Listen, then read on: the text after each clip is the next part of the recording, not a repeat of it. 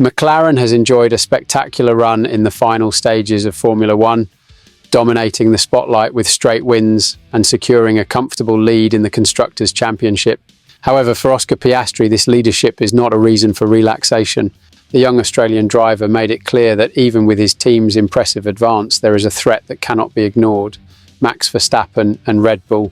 In a recent interview, Piastri warned that any drop in performance could open the door for Red Bull's dominant comeback in the upcoming races. Although McLaren has stood out on the tracks in Baku and Singapore, with Piastri and Lando Norris rising to the top spot on the podium, Piastri recalls that Formula One is unpredictable. According to him, the Red Bull, especially in the hands of Verstappen, can always recover, as we have seen so many times in the past. After a period of below expected results, Verstappen surprised with a second-place finish in Singapore, making it clear that his team may be rediscovering the balance. McLaren's track record in the Constructors' Championship has been excellent, but we cannot underestimate how quickly things can change in Formula One, Piastri told Racing News 365.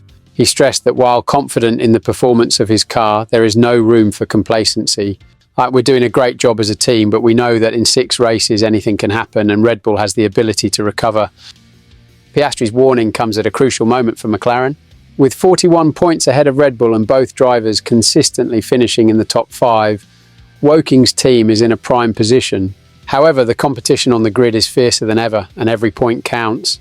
Piastri's 4th place in the Drivers' Championship with 245 points and Norris's hunt for the lead close to Verstappen are proof of this.